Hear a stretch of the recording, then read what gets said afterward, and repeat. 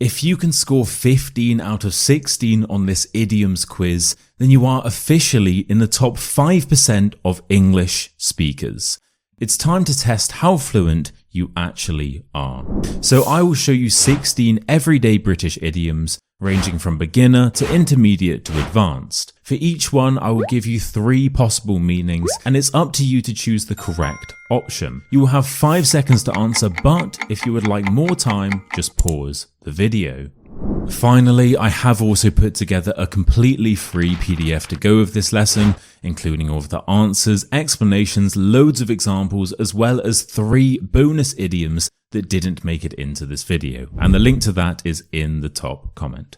Right then, good luck. Okay, so we're starting off with some easier expressions and then they will get progressively harder and harder. Now, just so you know, I have also included a special bonus idiom at the end, and trust me, only fluent British speakers will know about this, so that will be a good test for you. Right then, enjoy. Question 1, and I just want to quickly say, even if you do get a few of these wrong, don't stress, okay? These are all really common idioms, so by the end of the video, you're going to be sounding way more native either way, and that's the whole point, right? Anyway, the first question is, if you are in hot water, what does that mean? Is it A, you are very excited? Is it B, you are in trouble? Or is it C, you are having a bath?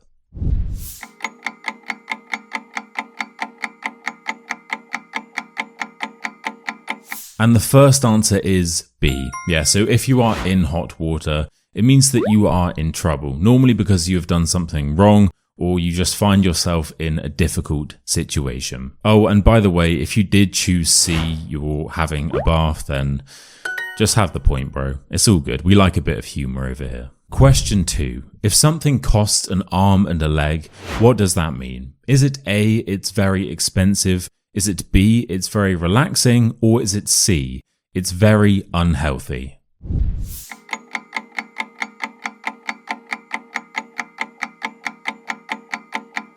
And the correct answer is, of course, A. Yeah, so if something costs an arm and a leg, it just means that it's really expensive. It's almost like the value of this thing is worth one of your arms and one of your legs. Now, interestingly enough, this idiom actually originates from the 18th century, where in the UK, if you didn't have enough money for food or tea, vendors would actually accept one of your arms or one of your legs as payment. Now, I just completely made that up, but it sounds like it could be true, right? Question number 3. What is an example of killing 2 birds with 1 stone? Is it A, you order a pizza, but it arrives cold? Is it B, you buy tickets to a concert, but it gets cancelled? Or is it C, you cycle to work and pick up groceries on the way?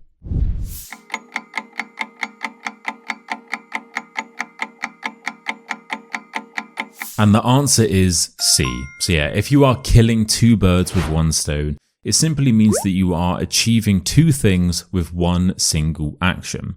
So in this example, you are achieving the task of getting to work and also picking up groceries with the single action of cycling. So yeah, don't worry, this expression has nothing to do with actually killing birds. No birds were harmed in the process of filming this video, alright? Question 4. If something is a no-brainer, what does that mean? Is it A, it's very tiring? Is it B, it's really fun? Or is it C, it's an easy decision?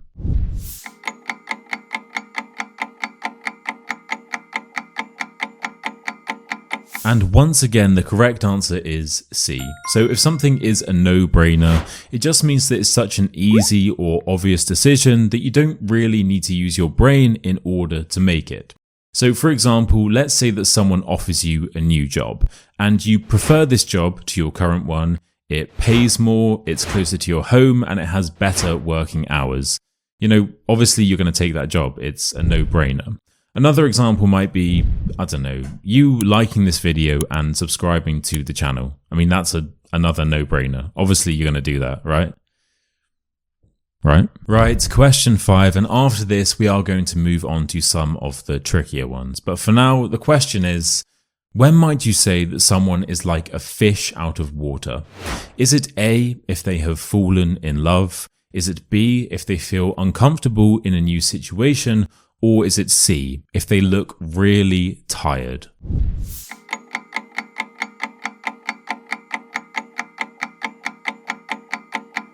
Right, if you have answered by saying A, then you are absolutely wrong, because the correct answer is B. So yeah, if you say that someone is like a fish out of water, it just means that they are in an unfamiliar or uncomfortable situation and they don't quite fit in. So let's say, for example, you take someone who has lived in this really small village their entire life, and then all of a sudden they move to this really big modern city. It's likely that at first they're going to be feeling a little bit uncomfortable, like a fish would if you took it out of water. And do you get it? Because if you take a fish out of its water, it's going to be feeling a little bit out of place. And, also a bit dead. Just as a quick reminder, I have included loads of different examples for all of these idioms, loads of bonus tips, as well as a guide of how and when to use each one in the PDF. And the link to that is in the top comment. Right, welcome to the intermediate idioms, and things are starting to get a little bit more tricky here, so good luck, and don't worry if you make some mistakes. Okay, question number 6. What does it mean if you are on thin ice? Is it A, you are trying something new? Is it B, you are in a risky situation? Or is it C, you are acting confidently?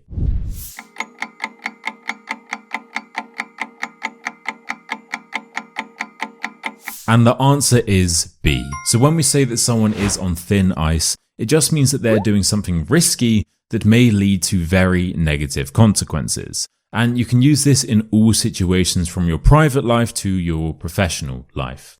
So, for example, you could say, he's on thin ice with his boss after turning up late to work 14 days in a row.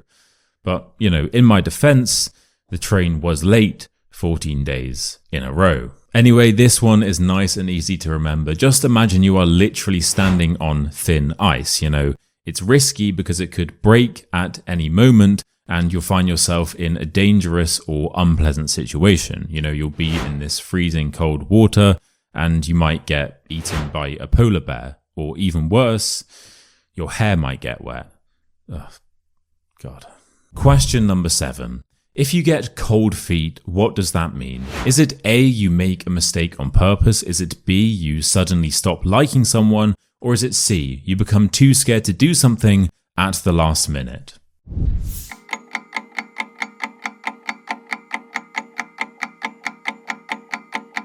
And the answer is C. So if you get cold feet, it just means that you suddenly become too scared to do something that you had previously planned to do right before it is supposed to happen. So let's say, for example, you were planning on going skydiving, but when the day arrives, you get cold feet and you decide not to do it because you were too scared. Or let's say you're planning on getting married, and then an hour before the marriage, you get cold feet and you run away. Maybe if I had done that, I wouldn't be on my second divorce now. So that is the idiomatic version, but it's worth noting that another reason why you might have cold feet is if you've been standing on thin ice for too long.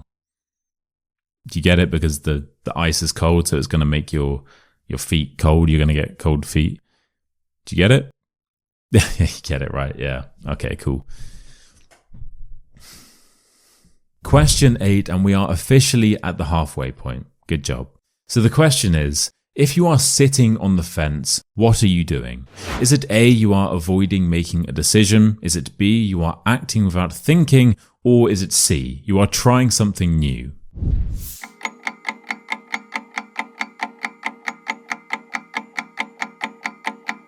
And the answer is A. So when we say that someone is sitting on the fence about something, it means that they are refusing to take sides or make a decision. And this is a fence, by the way. So for instance, you could be on the fence or sitting on the fence about whether to get a cat or a dog. You are undecided. Now this one is easy to remember. Just imagine you have someone who is sitting on a fence and either side of that fence is a decision. And the person can't decide, so they're sort of just staying in the middle. They're not committing to either one. They're staying neutral, okay? And I do actually have some funny memes to go with this one. So we've got that one right there. That's, yeah, that's kind of funny, I guess. And this one down here, Yeah, that one's pretty rubbish, to be honest, but yeah. Question number 9. What does it mean if someone kicks themselves? Is it A, they regret something they did or didn't do? Is it B, they injure themselves whilst playing sport? Or is it C, they motivate themselves to work harder?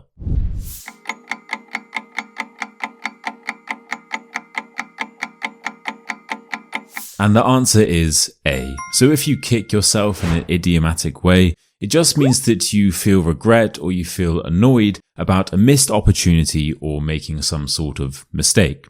Now, you'll quite often hear this being used as a warning. So quite often people will say, you will kick yourself if you do this thing or if you don't do this thing. So for example, you might say, you'll kick yourself if you don't take that promotion. And that simply means you will regret not taking that promotion in the future. Question number 10, and this is the final one before we get to the advanced idioms. So the question is, what is an example of letting the cat out of the bag? Is it A, cleaning up your house before hosting a birthday party? Is it B, forgetting to turn up to your own friend's birthday party? Or is it C, accidentally telling that friend that they are having a surprise birthday party?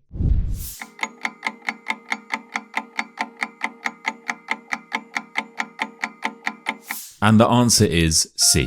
Yeah, so if you let the cat out of the bag, that simply means that you have revealed some sort of secret. So in this idiom, the cat is the secret and you have let it out of the bag. You've told someone, which was very naughty of you. But don't worry, nobody's perfect.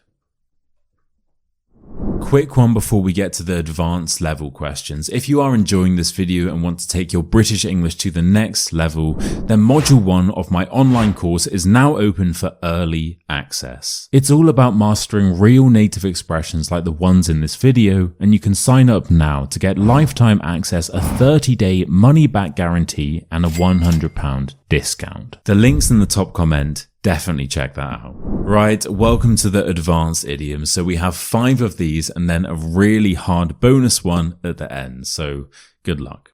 So question 11. What does it mean if you jump the gun? Is it A, you take action too soon? Is it B, you do something illegal? Or is it C, you suddenly become very scared?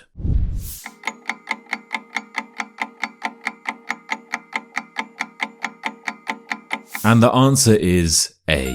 So if you jump the gun with something, it just means that you take action before you were supposed to, normally without giving it enough thought. So it's normally quite a rushed action.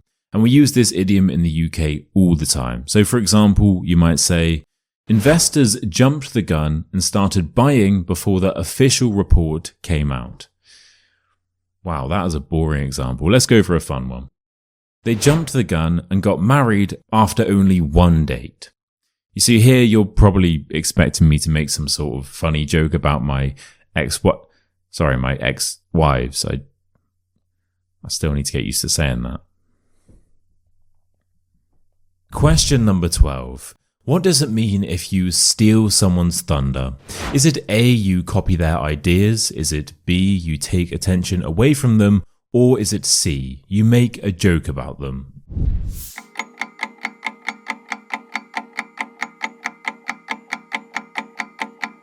So if you have said A, then you are absolutely wrong. You're wrong. The answer is B. Yeah, so if you steal someone's thunder, it just means that you do something that takes away positive attention from someone else and brings it onto yourself. So let's say, for example, you have a friend called Julia, and Julia has just announced to everyone that she has got engaged and she's going to get married, and everyone's really excited and they're all saying, congratulations, Julia, that's brilliant, you should be so proud, blah, blah, blah, blah, blah, blah. Then all of a sudden you stand on the table and tell everyone that you are pregnant. And then everyone who is congratulating Julia is going to turn around and be like, oh my God, you're pregnant, that's amazing, blah, blah, blah, blah, blah.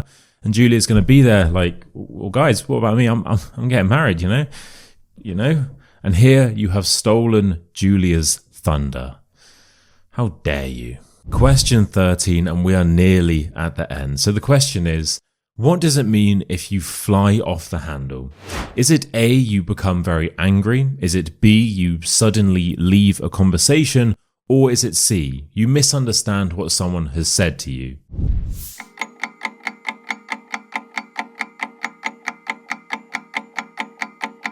And the answer is A. So if you fly off the handle, it means that you suddenly become very angry or irritated, usually over something minor. So this normally implies an overreaction that feels emotional or irrational. So for example, you could say, my mum completely flew off the handle when the printer stopped working.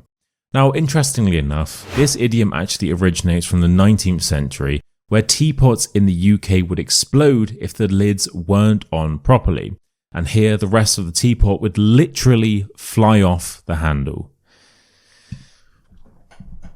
Now, I just completely made that up, but it sounds like it could be true though, right? Question 14, the penultimate question. So, what does it mean if you read between the lines? Is it A, you find the hidden meaning of something? Is it B, you quickly read a news article? Or is it C, you misunderstand something important?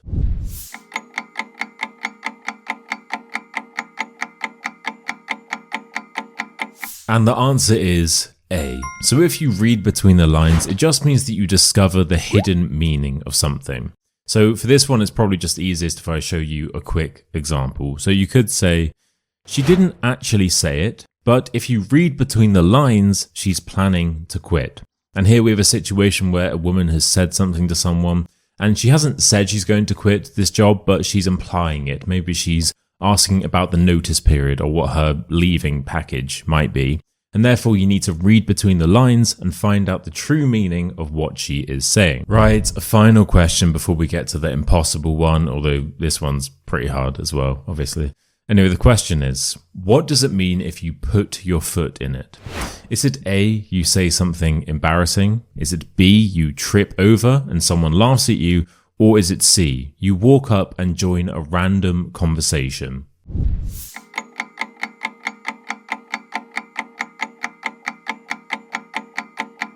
And your final answer is, once again, A. Yeah, so if you put your foot in it, it just means that you say something embarrassing or inappropriate that you regret saying. And I'm just going to quickly show you some examples for this. I put my foot in it by saying how overpriced the food was, and it turns out she owns the restaurant. I put my foot in it by asking about his old job, and apparently he just got fired. And finally, she put her foot in it by asking the man how his wife was, not realizing that they'd just broken up. What, you think I'm going to make another joke about my ex-wives? No, I'm past that now. I don't even care. I'm happy for both of them, really. I'm over it, actually. I've moved on. I don't care. I don't care. Alright, it is now time for the bonus idiom that only fluent British speakers know about, so good luck. The question is, what does it mean if something is a piece of cake? Is it A? I'm joking, don't worry, we all know the answer to that one. It means that it's easy, right? So the real question is, what does it mean if someone is in a right state? Is it A, they have a clear mindset? Is it B, they are feeling upset? Or is it C, they are feeling very confident?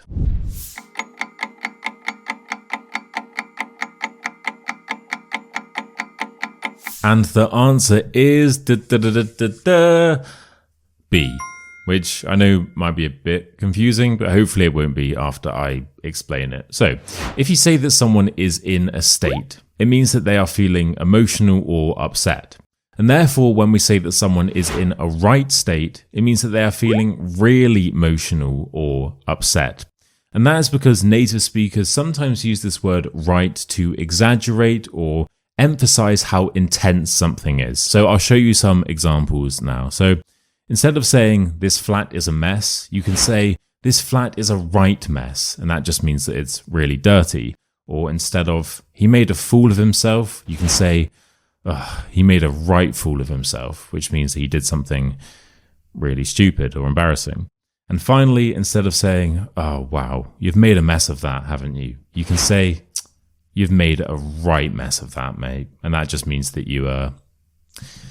Yeah, you messed up, mate. I'm not gonna lie. Right, that is the quiz done. Well done for completing it. And don't forget to hit the link in the top comment to claim your free PDF containing all of the expressions, loads of examples, and a few bonus tips as well.